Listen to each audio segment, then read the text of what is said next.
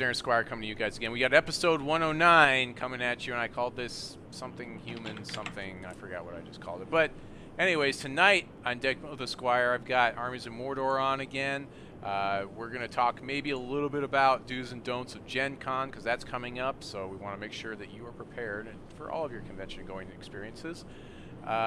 We are going to talk about Wordle's deck, a couple of news items, and then we're going to build something 5-shard humans, something that's going to be inexpensive and will be fairly decent for you to try to play against the other players in the ladder. Hopefully it'll do fairly well for you, or maybe it'll just be more, again, of another fun deck that you can just play on your own. So, Armies of Mordor, how's your week been? What have you been up to?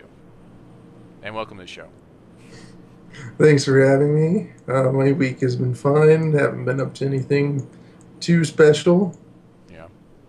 Doing anything in Hex lately, or just the normal grind?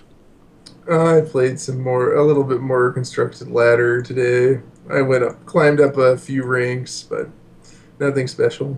Yeah. Someone's speaking a foreign language in my channel. I don't even know what that means. Yeah. Well, let's see. Google Translate says something about as we walk. Mr. Puerto Rico? Yeah. Puerto Rico?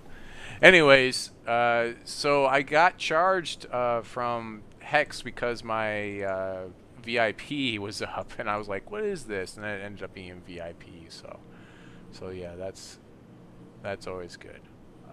So I got that taken care of, so I'm back on VIP, and I actually did fairly well last weekend with the Diamond Wild deck that I showed everybody that I was going to play, and went 6-2 for the day. And I've posted most of those videos on my YouTube if you missed it, so you can go back and watch them. All the winning videos are on there, and then the last 2 rounds I lost, so those will be this week. I'll be posting those. I played against a fairly interesting deck that Havoc was playing, which I don't think a lot of the field is playing. Or at least I haven't seen too much of it. It's kind of doing some similar things that what is it? Not McBombus, but the Hierophant deck where it throws them in the air for a minute. Yeah, with the feather drifting instead of Oh, Boris. yeah, he's using feather drifting, yeah, instead of Boros, whatever it is, Blast Forge. Yeah, feather drifting seems like that might be the better card anyways in that matchup. So. But yeah, I lost to that deck, and he was actually playing. It's funny because we were talking about right before the round started. We were talking about how not that many people were playing. What's his name? The dwarf. I always forget his name. Reese, the Crust Crawler, and then of course he buries Reese, the Crust Crawler, on turn. Like, if someone's burying a card right now, for the most part, if they're in Sapphire, it's Reese, the Crust Crawler. So I was like, yep. Hope I can deal with that. And it really puts you in a situation when your opponent's ramping and you've got a Reese sitting there on the table, and you basically have you have to answer 2 things in one turn, and you only have 1 counter in hand, or you only have 1 whatever to deal with it. I think Reese really does a good job of that, even though he's a lot more answerable than he used to be with things like Transmogrify and a lot of other stuff that's in the format, but still good. Still a good card, especially when he doesn't get answered and he, sits on the table for 3 or more turns. So, yeah.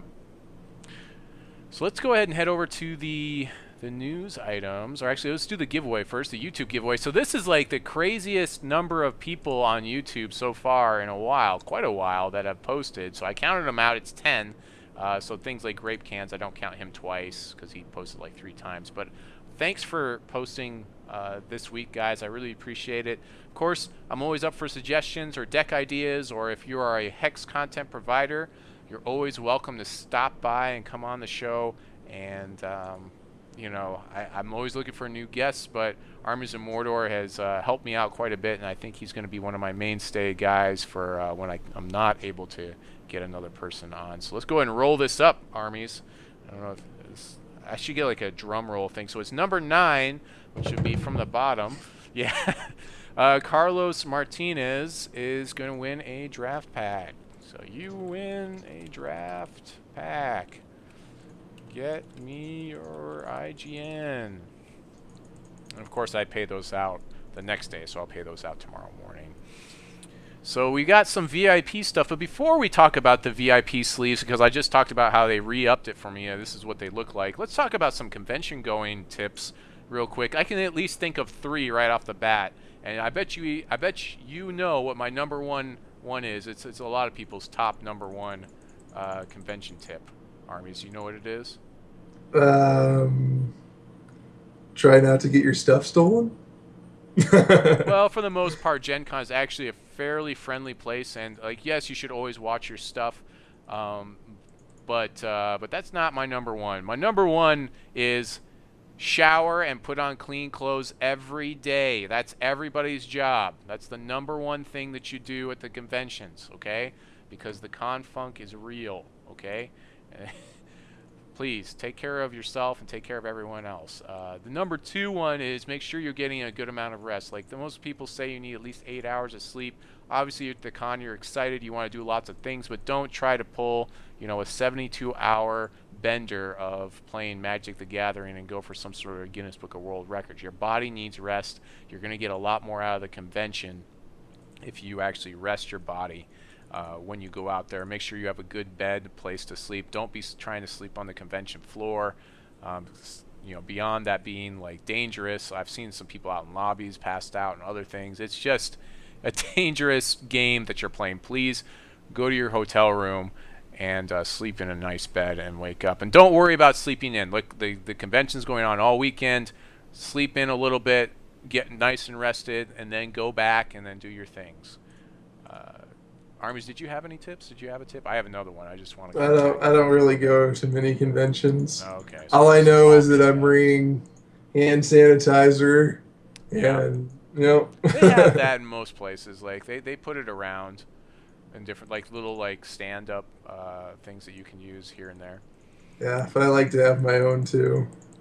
Next big tip that I have is plan out your days, but don't try to plan every minute of every day. My suggestion, do tops 2 things in a day. Schedule 2 things in a day tops. Like usually 1 thing is perfectly fine, because that way that gives you time to walk around and do other things. And if you're tired, you don't have to worry about running from one event to another.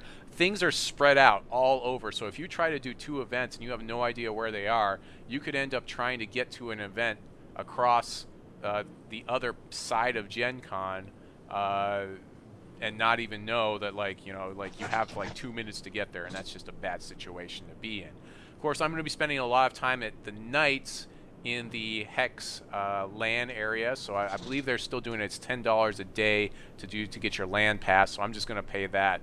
Basically go and get my tickets and then go and I'll just pay for my LAN pass. But I will be working for Ninja Division there.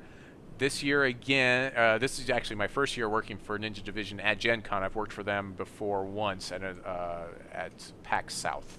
But I'm really excited about it, really stoked about it. I'll be running a tournament out there for Relic Nights, which is already full. It's only an 8-person tournament, but I hope it steps up from there.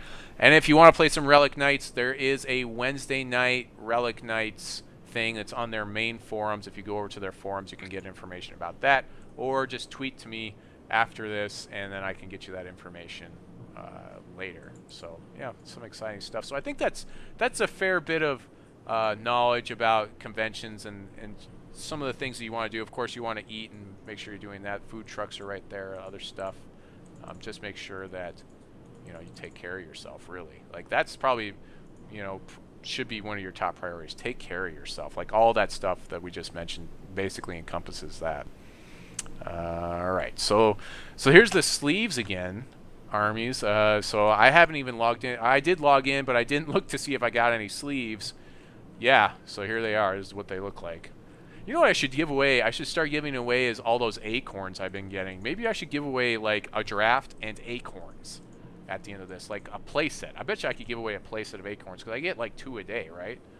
So maybe that's what I'll give away at the end of this as well. So. Armies, any thoughts on the sleeves? I think I've talked about these before. I don't want to spend too much time on them. I like them. Quash isn't really super in the meta right now, but yeah, still like he used to be. Yeah. Yeah, I like the and well, neither is Mirror Knight though. Really, I mean, Honestly, Yeah, like but Mirror Knight he was could always like, come back. There's a well, chance. I was But gonna try to make him come back tonight a little bit, but we have two yeah, different directions the we can main go. the main problem is Carnosaurus just wrecks Mirror Knight. Sure, And sure. everybody that's playing Wild has Carnosaurus in their reserves Well, or yeah, even in the main deck. but if you're playing Mirror Knight, you're probably also in Ruby, so I mean, you have something you can do. Yeah. I mean, I wasn't playing Carnosaurus last weekend, and the people that were, like I just went over the top of them. Like that's what happened in the one Diamond Wild. It was a mirror match. That's what happened there. He almost got me though. So here's a deck that Wordle was talking about called Pathfinder Control, and it does some cute stuff. So you basically have Starlit Pathfinder, which is a 2/2 Swift Strike troop for 3 in Diamond, and it says at the start of your turn, if this is prophesied, basically if it has prophecy on it and in your deck, reveal it and then put it into your hand. So what you do is you only play 3 of these, so it's the only troops in your deck. Then you play Harvest Moon, which puts prophecy on the next troop in your deck, so it's going to find Starlit Pathfinder no matter where it is. This says the next troop in your deck gets, when this enters play, gain 4 health, and then you play Winter Moon, which is a champion that lets you shuffle cards back into your deck, so when your Pathfinder dies, you can do that, and then you can combo it with like Replicator's Gambit, because you can shuffle it, you can shuffle the Pathfinder into your deck, and then draw it the next turn, or draw it right away. Actually, you're drawing a card, so you do draw it right away, right? No, it's at the start of your turn. You get At it. the start of your turn. Right. Oh, you're right. Yeah, start of your turn. But you have a chance of drawing it that turn. And then it Yeah, runs a basically a chance. bunch of counters, and then your typical Mass Polymorph Dingler. And the deck is interesting, and I tried to play with it just right before the show, and it just feels like it loses to itself way too much. So one of the first problems I noticed was that they're playing 4 Howling Plains Bluegrass in here, and only 3 Pathfinders, and this is just a bad situation to be in. I feel like that, if anything, needs to change. This needs to change to some other type of shard. So that's what I would do. I would change it either to like Shards of Fate, or maybe put another Shard Prism in, and maybe another Shard of Purpose, and maybe another Sapphire Shard, because Sapphire is super important for this deck. Something like that, but I feel like Howling Plains Bluegrass is not the way to go if you're attempting to play this deck. What else didn't I like in here? I was not a big fan of yesterday, because sometimes you will get your combo through with Replicator's Gambit, and you'll yesterday your own guys, and that just felt like that was bad too. It just seems like, yeah, if you like draw a Pathfinder, you're in bad shape, like right at the beginning of the game. If you never draw Harvest Moon, you basically lose. Like if you never draw Harvest Moon with this deck, you also, there's nothing you can do. You will lose. And also it's running 25 shards, which means you have a fair bit of chance of flooding. So the deck is interesting. Is it competitive? I mean, you know, mark my words, maybe I'm wrong about this, but I don't foresee this top 8ing anytime soon.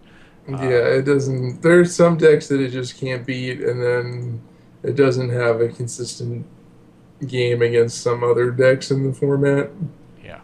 Yeah, I was talking to Armies beforehand, and I said, you know, if I was going to try to do this deck, I would probably play some more Coyotls. And so I understand Harvest Moon is trying to hit the Pathfinder so that we can combo it and do all this stuff, but I feel like I can get the same thing kind of effect out of maybe doing something with the 2/4 that gives your guy flying. I feel like I can do that, because it's going to hit all the Coyotls, and I play a decent amount of Coyotls, and I go back and I play what is it, the 4/6 that's the control card. I play him, something like that. But Armies was saying that the deck's pretty tight, and there's really not a lot I could do to change it to make it better. It would be a different deck. It would be a much different deck. I would even play my what's it called combo, the combo with the. There's the Coyotl, which makes all your guys, when you empower them, all of your spells are -2 cost, and then I play Cyclone Shaman. Crash Beast. Yeah, you play Cyclone Shaman plus 1. So 2 Cyclone Shaman plus Crash Beast is also a combo, if you happen to get hit Crash Beast with Lawnpaw Sight. which can happen. Or even if you don't, if you're drawing enough cards, you just keep drawing Crash Beasts, and it's free every time. So never had an issue finding the Prophecy cards. Okay. Yeah, I mean, obviously you also have where is it? You don't just have Harvest Moon. You also have Lawn Lantern Pause Sight. Lawn Pause Sight. Yeah, Lantern's Pause Sight, which also helps as well. But I don't know. Playing it, I was like, yeah. And also, the other issue I have with this deck is that it's going to take you to time a lot of times. And if you can't play it fast enough, your opponent could just clock you with this deck. Because you're doing a lot of actions. You're trying to go through the deck. You're not going to be winning games within like the first 5 minutes, like you can with other decks if you just draw well. Like if you draw well in this deck, the deck still the game is still going, to turn. Well, you turn draw 15. well. No, you draw well with this deck. You could win on like turn 5 or 6. Oh yeah. Mm-hmm. Okay. Well, I guess I'm wrong in that one, but yeah. And Armies, you were saying also disrupting the Pathfinder or yeah, if they have any sort of like deck. Yeah, if they void it. Yeah. Like the main thing about the deck is that you shuffle it back in with your champion power. So if you're using like Frost Wizard, they can't do anything until they get a Time Ripple to bounce it. Or Transmogrifade. Yep, Transmogrifading it is just it kills the whole deck. So, yeah, interesting deck. I kind of wanted to go off with it, but yeah. Moving on, we got some notes about the ladder. It's pretty much stuff we already knew. Like, if you win 2 games in a row, you get a bonus star.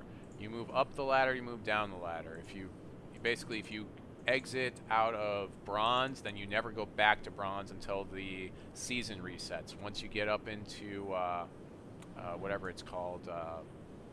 Cosmic, you stay in Cosmic, so you don't have to worry about dropping back down to silver and gold and all that stuff. Or is this platinum? I don't even know. I think I'm in gold right now. I haven't actually played a lot. Yeah, I mean, it feels like people just were asking like a lot of questions. Is that pretty much what you got, Armies? On this yeah, one? I think people were asking a lot of questions about how the ladder works, so they just reiterated what they've already said about it, or clarified it. Then at the very bottom, there's a little footnote about extended art spectral oaks. I guess if you extend the art on your oak, then it extends the art on all of your mystic squirrels, maybe? Something like that? It used to not. So they're saying that they were going to make that change. Oh, okay. Otherwise, you would have to spend the gold to extend the art on each squirrel. Each acorn and each squirrel. Which would feel kind of bad. So, yeah, now I don't know. I feel like some people would want one and some people would want the other. So I would probably do half and half with mine. But, some people want it extended and some people won't. There's definitely people out there that like to have the text on the cards. Yeah, I'm one of those people, at least when I'm playing anything with Prophecy or...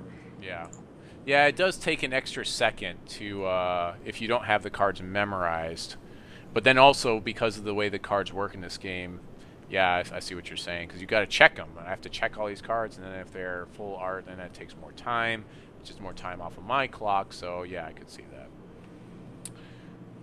Then we've got a update from the new community manager, Dinotropia. He's just kind of going over some of the things that happened this year. Of course, we had the $100,000 tournament. They launched Hex on Steam, the Pro Player tournament. Oh, I guess Havoc won it. Oh, so I lost to the winner. So that's, I guess, makes me feel kind of good. Polish the game up. And of course, we've got a lot of stuff going on at GenCON pretty soon. And they're talking about new Adventure Zone 2 is coming up, and they're going to stream that pretty soon on the main channel, so that should be interesting. It looks like it's going to be very fiery. And they're previewing some cards, so any thoughts on the update before we go over the cards, Armies? Nope. I seem to summarize it pretty well. Yeah. All right, so we've got Cool Dag, which is... as a new champion, it looks like. It says Bucket of Laughs is his ability. And he's wild. So for 6 charges, create a Giggling Scavenger and put it into play. And then you can recharge if you have 3 threshold. When a card enters the crypt from play, gain a charge.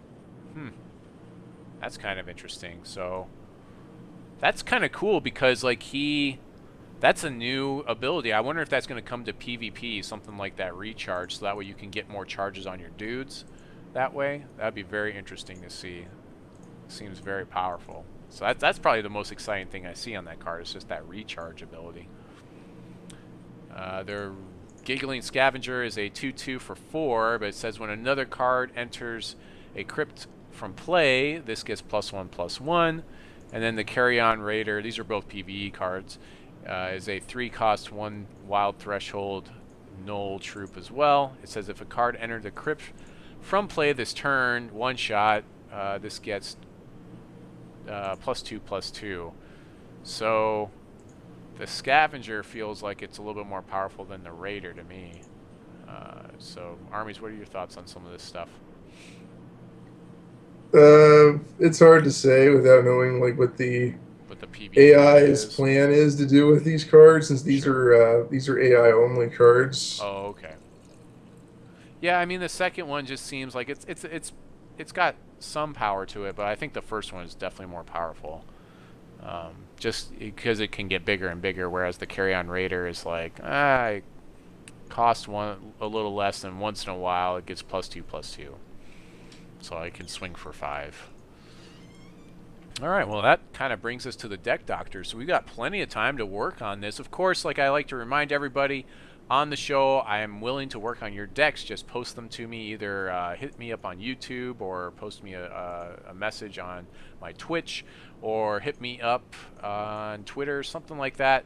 And we can, work getting your deck into the show. And if you need it immediately, I can work on it and get you at least some ideas back on it fairly quickly. So we're gonna build, what did we say, a 5-shard PvP humans deck. So maybe we should look at some of the humans we've been thinking about right off the bat. That's where human is the type we're looking at, because we wanted this to be a little bit more attainable for newer players, right? So we'll be playing mostly the aggro type cards. I kind of like this captain, the Adamanthian captain, because he seems like a fairly solid body. Like you can, for 6, he entered that late game, so 4/6.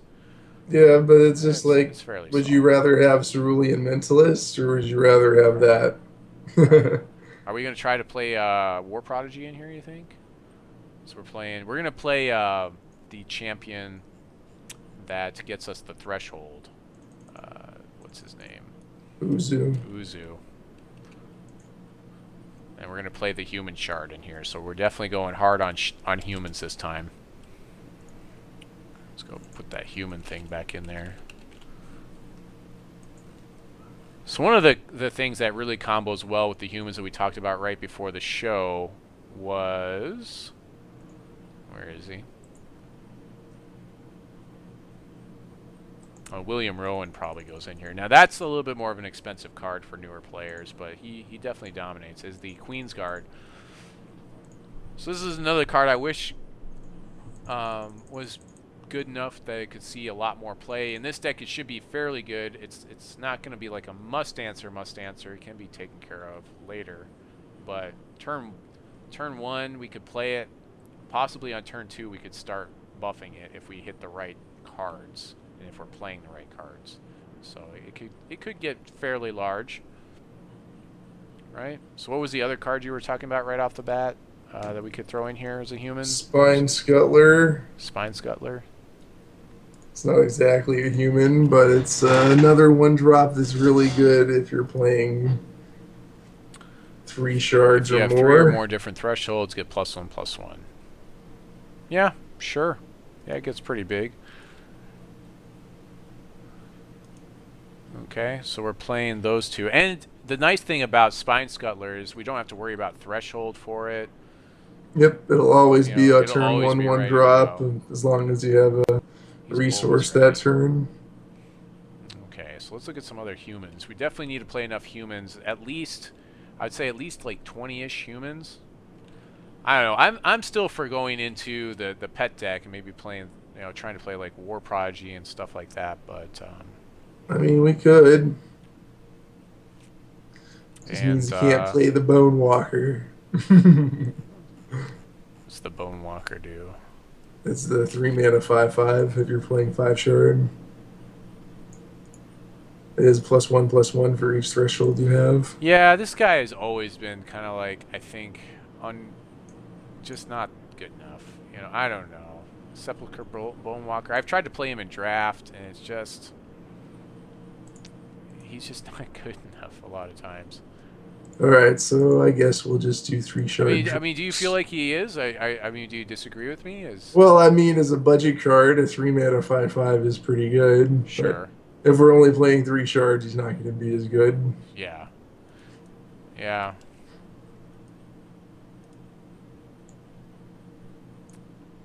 Yeah, if we're playing... we're kind of playing budget, but we're thinking about other things too here. Let's get those humans back up and see what we've got that we can do. I always want to put humans.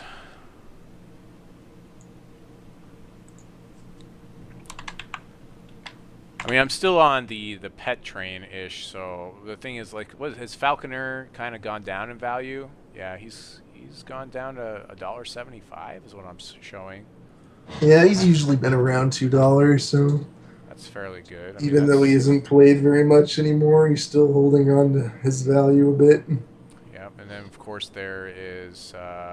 Buccaneers are always a solid one. Royal Herald. Yeah, we might actually play the Royal Herald in here. Yeah, we might actually do that. Pious Paladin's a new one we picked up from the new set. That could be interesting. If we want to just go Righteous Paladin build, we could try that as well. Yeah, this is their the double diamond is the only major thing when you're playing a Tri-Shard deck. Yeah, so here's your Mirror Knight. So, yes, Mirror Knight's super answerable, but every time it is that something is answerable, even if it's by a really good card like what is it called, your Carnosaurus Burn. I mean, at least they still had to answer it, so that means that's one less answer for like Pyresoul Summoner if we decide to play that guy. We'll throw the Royal Herald in here because we're going budget, but I feel like Pyresoul Summoner also does good work. Combos fairly well with the Mirror Knight, gets us to draw those extra cards. Sure, seems fairly good. Mirror Knight has fallen out of favor, but he's still $4, so maybe that might be too expensive for the deck. Maybe we should go away from that. Yeah, and if they kill the Mirror Knight, just like you said, yeah, they won't be able to kill William Rowan either. So, I mean, that's another thing. So, I don't know. It feels like that's... and we could also play, like, Lord Benjamin in here. Like on one of those. Because we're playing all these humans, or even Exiled Bard. Like the one deck I played where I did fairly well, where I was second in the 100-something odd player tournament, I played pets with Exiled Bard in the deck. I played a combo in there, which sometimes came up, where I played like 1 or 2 Exiled Bards, and then I played Queen Grace Princess Victoria. and Princess Victoria. Yeah. And when she's in my opening hand, like, that does some pretty good work. Could play Jags in here. I even played Prince Taliesin in there. So I like Prince Taliesin when I can get him through. The thing is, we had that particular time frame. I was playing a champion that gave him Swift Strike and +1/+1, so it was a lot easier to get his damage through. A lot harder to do these days. Otherwise, he doesn't do very much. But it's like virtual card draw with him. It's better than card draw. You get to play it for free. Well, it plays... yeah, you don't get to choose whether you play it for free, though. It just plays. So, I mean, that could be a drawback there. Could be a drawback. I've definitely had it be a drawback when in like set 2 only, I was playing a Feather Drifting deck with it, and I swung in with Prince Taliesin that I gave flight to, and my next card was Prince Taliesin. I was like, no! Oh, it killed him. Yeah, that's why he's a one of. Yeah, in a deck like this, he's definitely a one of. You know what we could try to do? We could try to play the like you were talking about before, much more named guys, and then play the play a one of the one that gives you an extra turn. But I don't know if that does enough work really for us. You know. Yeah, I'm not that big of a fan of the Tail of Destiny human Yeah, deck. Tail of Destiny. Yeah, I don't. It's okay, but like when you take extra turns is not that relevant if you don't have like Yeah, things to evasion do or or another something to thing to do. Yeah. swing or yeah, this and that. So if we go pets, we're definitely going a little bit more expensive, and we could play things like War Prodigy in here. I'm not sure we want to do that though. I mean, War Prodigy doesn't exactly synergize with pets. Like technically, Inspire is better with pets. Sure. So you could play like Pyromancer, Elite Pyromancer, and Mirror Knight and Mentalist. Those kinds of things typically are actually better than just buffing your pets. Yeah, that's these true. buff everything, not just pets. Yeah, I think I'm going to go and pull the Bard, and maybe we'll just go through the pets and stuff, and we'll go ahead and throw William Rowan in here. So this is just turned from a budget deck into a try hard deck that where you can spend some money. Yeah, well, I mean, even a try-hard human aggro deck is probably going to be like less than some decks. So. Oh, we'll find out. It depends what your budget is. Sure. Yeah. So we probably play Mentalist in here though. That's probably a must. Maybe one Lord Alex. For now. I mean, we just get some ideas going, you know. Go ahead and throw the Den Mother in and the Falconer. And the Burns and things. Probably need some decent healing in here. Maybe we do go back and play, well, there was Cloud Knight. Cloud Knight does okay, but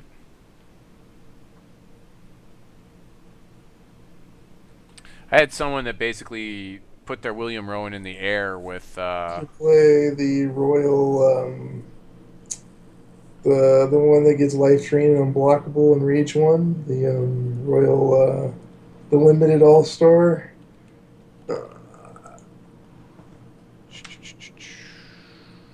Oh, you're talking about Cutblood? Yeah, Royal Cutblood. That's like the best budget human aggro 3-shard card. Yeah, I mean, we are playing the full 3 shards here, so Cutblood could do some work as well. I feel like we kind of want to be able to protect our dudes with something that gives them, like, indestructible, maybe, in response, you know? Some sort of quick action. I think there's something like that we can do. Well, there's, like, Arcane Zephyr to give Flight and Spell Shield, and then there's Stone Skin. But to give Invincible, you need 5 diamond. Yeah.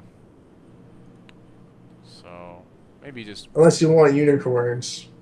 We could play unicorns. Yeah, unicorn might be the best one. The thing is, like, I like to surprise to feel like I'm getting the value out of it, you know? With the, with the quick action. Yeah, unfortunately, we don't have any of the, like... Rootborn Defenses type cards from Magic in the game yet. Yeah. +1 this turn, Prophesy. +1 is Steadfast. That's kind of good. I don't think it's very good.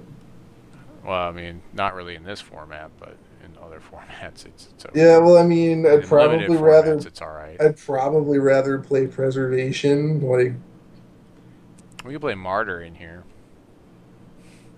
Yeah, because you got all the pets where it's like they kill your dude, they kill your pet or whatever. In response, you martyr it, and all your guys get bigger anyways. I mean, we could think about that at least. Boulder Toss Reginald deck. Yeah, that's all right. Toss Reginald. Think we'll pass. If I'm gonna Boulder Toss something, I might as well Boulder Toss Rampaging Tarask or Hypno Scientist with Soul of Battle or something. You know, just go for the 20. Just 20 someone.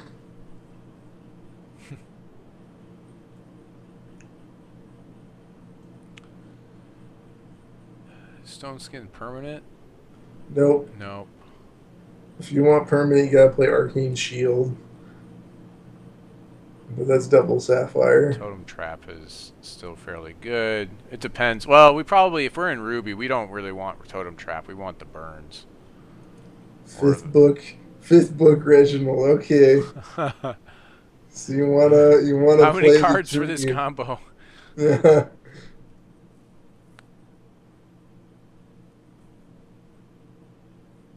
Transmografade. We get access to Transmografade in this deck. That's kind of cool. That we get access to that. I don't like playing it main deck myself, but some people do. Maybe one or two. I mean, could definitely fix some bad situations, but it could also make them worse. Yep. So Arcane Shield is like our only... No, Fade is definitely not budget. Arcane Shield is the only thing that really... And it's double Sapphire, so that may not be acceptable. It might not... Yeah, it's probably just not good enough.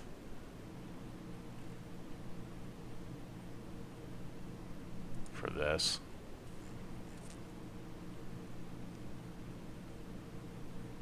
We probably just play... whatever it's called... the bounce. We'd probably just play like 2 or 3 of those. Time Ripple, just because that's probably the best utility card, because when they try to kill our guy, if we really want him, we can bounce him back to our hand, or if there's a sweep that's going to happen, we can bounce it back to our hand. Plus we're playing all these pet things where we can bounce them and then get more pets out of them. So Time Ripple is probably our best bet here with all the pets and things. Plus, it works with Royal Herald. So maybe Time Ripple is better than things like Martyr. Maybe we could just go down to like 1 Martyr.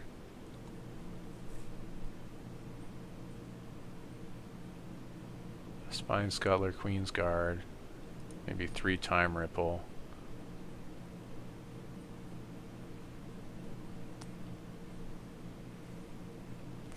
We gotta whittle down a lot of cards here. There are quite a few good humans. Yeah, there's a fair bit. So if we want to go more, I mean, we can get rid of a lot of things if we want to go more on the cheap here, and it should still be okay. It's definitely not going to be as powerful. And we originally we're thinking about going back and throwing back to Gore Feast and throwing that in here.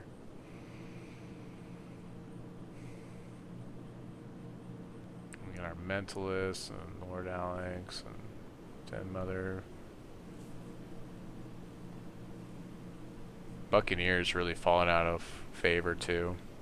Problem is that Buccaneer's only good when the other people are playing troops that you can target. Well, part of it's that, and part of it is there's a lot of bad targets for Buccaneer now. Yep. You know, like in Spiders, there's bad targets, and you know, there's just a lot of bad bounce targets for him. It was much better when there wasn't a Spell Shield 3-drop that people were always playing. Sure. Yeah. So maybe less Buccaneer, because he's just less utility. He's probably okay against the Yodel deck. You definitely need some life drain main, just because of Yodel. Though, I'd say. It'd be nice if it had something with life drain. Oh, we do. But the Cutblood probably won't live very long. Yeah, that's not gonna. In that matchup, it's not gonna live. The reason why I went down to 2 of them is because it can't block at all for us. I mean, you got Infinitrix we could throw in here, which would make it ridiculously expensive, and that's also necrotic, so it doesn't help our human side. The Cloud Knight's not bad, but it dies to burn. The Living Totem's humans are notoriously fragile creatures. Yeah. The Pious Paladin's not bad, and that's fairly attainable, but there's no good way for us to buff it in the deck to get beyond, you know, very fragile as well. Totem of Lampa. What is this? Is this a PvE card? Nope. The next troop in your deck gets one of the following. Oh, it's just something random. Yeah, it's like Totem. It's a 2-1 for 1. It's basically Living Totem, but it randomly buffs the next thing in your deck. Yeah. It's a resource sink. That's kind of interesting. See, now this is a card that I would try to play with that other deck with the Prophecy guy.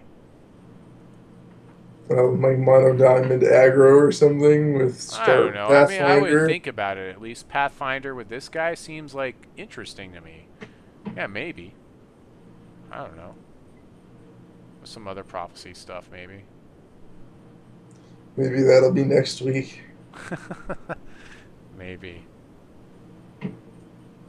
Yeah, I don't know why I'm feeling less, what do you call it, creative right now.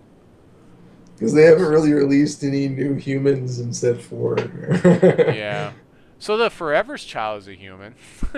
Or no, it's not. No, it's not. It's an just avatar. Never mind, it's an avatar. I'm like, why am I looking at... There's really not that many life drain things here for us to choose from, which is surprising to me. Humans don't have, like, if you want life drain, you basically have to inspire it with Princess Victoria. Yeah. Which has done a lot of work for me as well in the pet decks. Because, yeah, she usually inspires quite a bit of guys. What are we trying to do here? So yeah, like the only human that's really constructed playable is probably William Rowan that was released with set 4. He's ridiculous, yeah, by himself. If you want to play humans, he's definitely the way to go. I've had him own me on turn 3 when it is they played him, attacked, and Rowan came up right away. Yep. It can happen. So maybe we should be trying to do that more often and just play it 4. William Rowan and make it a 2-color deck instead of 3-color. Well, and then go back and play like yeah, just maybe go away from playing all the pets and stuff and then just play play some of the more of the name stuff.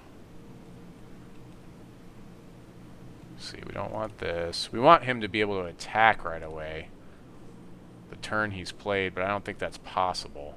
Well, it's possible if you want to play like Deadeye Ripper or something, but then you're not going to be able to do it on turn 2. Yeah, because he's double diamond. Yep. So it's not possible. I don't think we need this Herald anymore. So I still like that we can play a bunch of 2-drops in here and then just be like, deal with us type of thing. I do like that. A lot of 1-drops and 2-drops. We're playing Bonewalker. 4 of my things are resources. We're at 39 cards minus 4 would be 35. Our curve is like down in the 1, 2, 3 range. So very aggro kind of a curve.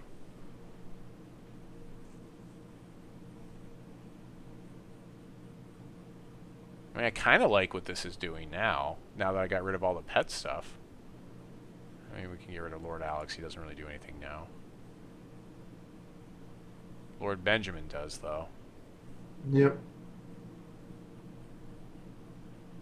Do we want burn or do we want 3-point removal? Or do we want the 3-point removal that we can empower more? That might be better for us. That one's double ruby. We're playing a double diamond card for our 2-drop. Oh yeah, you're probably right. Better to play Crackling Bolt. Yeah, Crackling Bolt might be better with our champion. Or we could come out of ruby completely, like you said, and just go sapphire and but then we get rid of Pyresoul. I mean, that's fine. Queensguard. Yeah, I think we're fine. We can go and do this. And yeah. Just want to play a lot of single threshold things, really. I think that's what we're looking at, except for William Rowan. That's our diamond. So do we play maybe 2 Exile in here? Because those are kind of catch-alls. Yeah, probably. Probably 2 Solitary Exile in here. And what happens if I play Bard and Princess Victoria? I don't think there's enough unique troops for that in the deck. Yeah, probably not. I mean, we can count them up. We've got the Rowans. We've got 4 Rowans in here. The Ben. And that's it. Oh, of course we would need to also play whatever her name is, the other princess. Let's just look up unique. Is there a way to, or if there's a way to just look at uniques? Yeah, there we go, uniques. And we'll do this. Sapphire Ruby. So what could we put in for uniques if we decide to go that route? Not PvE cards, just PvP.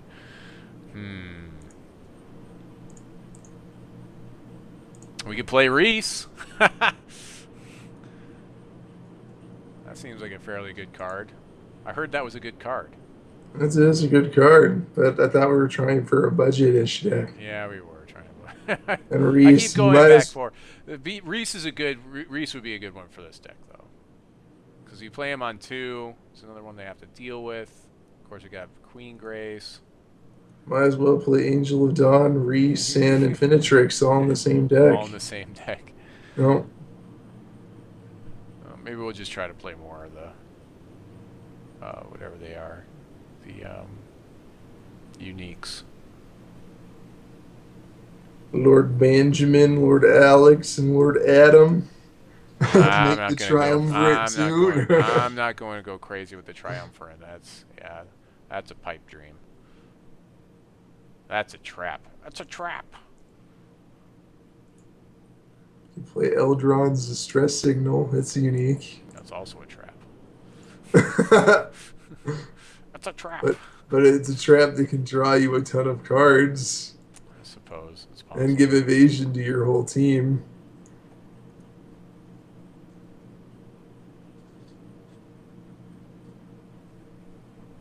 So yeah, we probably do want to play the Crackling Bolt over the Burn. Just like, even though Vampire Princess is not as prevalent as she used to be, it's still Bolt kills Cheesesmith and stuff too. And Cheesesmith, and yeah, so three points of damage is kind of a big deal. Play the Kraken.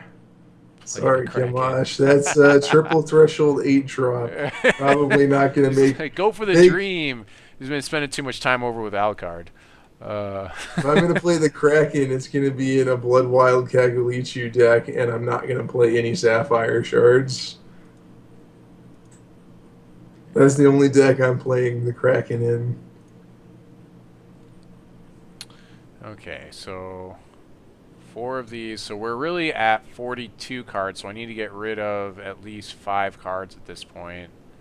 We're still basically in this, like, 1 through 3. We might even be able to get away with like 22 shards on this, although that's kind of scary because of the amount of threshold, so we probably have to keep it at 23. So let's see, what do we get rid of? Well, probably the transmogrifade to our champ power, so we really only need to get like 3 resources. And then do we get rid of transmogrifade, or do we? Yeah, I like putting it in through serves. I don't like it main deck. It's really good in control. It's not. Yeah, it's not an aggro card. Yeah, because a lot of times it leaves the body in play, and we really just need to get rid of it. So Time Ripple and Crackling Bolt do a lot more work there. Time Ripple can save our William Rowan, and then we can replay him and put a second Rowan in our deck. Yeah. Why do they name his dog after him? Like it's his. That's. What? No, his family's after the wolf. What are you talking about? Is that what it is? Yeah. Okay. I guess I need to read. It's in the book, isn't it? You read the novel, yeah. Yeah. All the different wolf families are named after their wolf.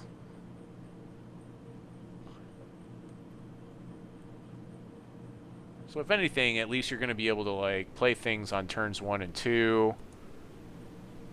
You know, I'm a little bit. I'm not sure about the Cutblood. I'm not sure if we want to get rid of one of those. The Victorias, Queen Grace. Queen Grace is probably not that useful, but go up an extra Victoria. So we just play 2 Victoria, 2 Bard.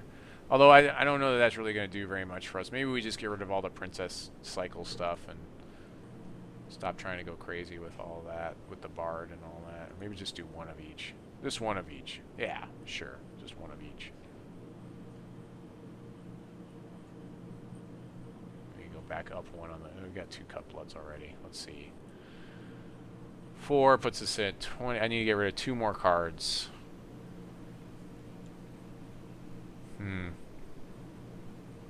I just get rid of the Bard and the Princess completely. If you want to play something that's like reasonable, you can play like Grace of Tiaanost or something. Yeah, Grace is probably better for us, especially because it works with William Rowan so well. Like 2 of those main deck. We could even do things like if the Queensguard gets really big, or if the whatever else gets really big. Yeah, we could Grace of Tiaanost those as well. Biggest issue with this deck is it really just has a hard time drawing a lot of cards, so it has to have good opening hands to do well, and if it doesn't, then a lot of times it's not going to. It just won't get there. We're heavy in diamond. They could put like Land of Sight or something in the reserves, or Storm Clouds or something if we really want other ways to draw cards. I mean, I don't know that I want to play 2 Land of Sight main.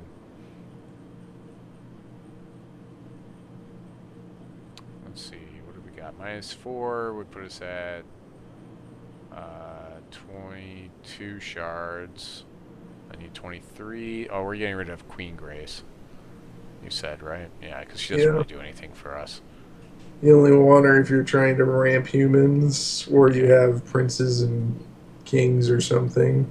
Yeah, it kind of makes me wonder if Benjamin does enough for us now. But I think it's okay, because he can Benjamin's fine. He draws cards. He gets us Mirror Knights and Queensguards and William Rowan and other stuff. Yeah, I think you definitely play 4 Rowan, though, if you're playing humans these days. He's just so stupidly powerful. He's one of those, you know, he's a must answer. This guy's a must answer. This guy's less of a must answer, but Pyresoul Summoner, you know, the late game, like at least he gives you a little bit of reach. The Queensguard gets bigger every turn. Sure, this is a fairly aggressive deck, right? Mm-hmm. I think it's good. I think it's all right. It could stumble on its own resources. There are definitely issues there. You definitely need to work it out. I would like to have a better curve on it as an aggro deck. It'd be nice if we had a powerful 4-drop. I mean, you could try playing maybe a 1 of, like we were talking about before, Gore Feast, but that doesn't really work because you don't have the troops for that. I don't know if there's any other 4-drop. Falconer. Yeah, I mean, we could play a single Falconer. That probably is not good enough. I had somebody play, what's his name against me? The human that sweeps all your guys. Gawain. Legionnaire. I had somebody Legionnaire me. You could try, I don't know if you want to try Outlaw, though. Let's see. Houndmaster is a nice 5-drop. And he's fairly cheap. I like Houndmaster. He's reasonable. He's good with Mirror Knights, since all the dogs are 2 cost.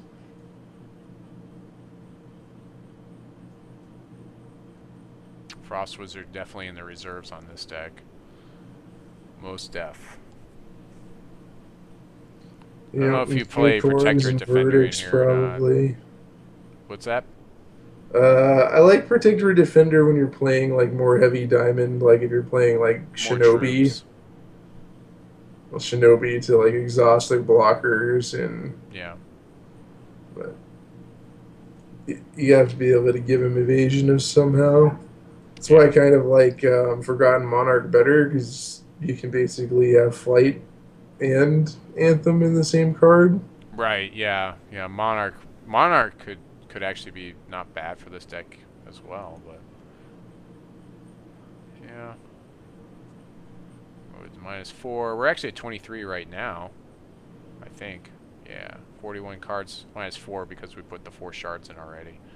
So I think that we'll call this good for this week. Again, just as a reminder, on Deck Build the Squire, we basically build decks that are conceptual. So you have to actually put in the work. You have to play them against players. You know, if you're brave enough, you could take it on a ladder, but definitely go against the AI until you feel like you know what's going on. We're going to go ahead and build the shard base real quick for this. Not too quick, but fairly fast. But just don't take decks from here, go straight into the ladder, and expect them to win. It takes a lot of work to get there. So this is more of a conceptual show where we try to get the curve right, make sure that we're thinking about the cards, talk about the cards. You know, that's mostly what we do. Let's go ahead and refresh so I can get a good look at this, and we'll do a deck analysis. Oh boy, is it refreshing? Is it not? Oh, it might have frozen. We're going to be heavy in the diamond. I already know that. Yeah. And then ruby will be our second most card, and then sapphire we need late. So I mean, we do want it for the turn 2 Mirror Knight, but the sapphire is probably going to be the low end of what we're doing. Oh boy, hopefully it recovers. Oh no, we're losing it. We're losing it. My face got really white there, I'm sure. Whiter than usual. There we go. So much white. Ah, it's blinding me. Alright, so we definitely need sapphire and diamonds. We definitely want a play set of Shard of Purpose in here. Maybe if it'll go. Is it going to go? Maybe it's stalling on the website. We definitely want a play set of these. You could play one Shard Prism, but I don't like it in this deck just because we're playing aggro and we need to hit our Shard drops, and this feels like a better control card. The Shard Prism does. Yeah, it looks like the website is crashing on me. So I think we'll just talk our way through this. So we definitely want the 4 Shard of Purpose, which takes us to 8 on our shards. We have 23 shards to spend. Let's see, what else do we want? And what do we have? So we've got... And that's not going to work either. We do have a lot of sapphire, actually. I mean, actually, ruby's the low end. So, probably go ahead and play the Shard of Conquest. Play 4 of those, and then play. So that takes us to 12. Probably play 5 diamond shards in here, and then let's see. That's 12, 17, and 3 sapphire and 3 ruby.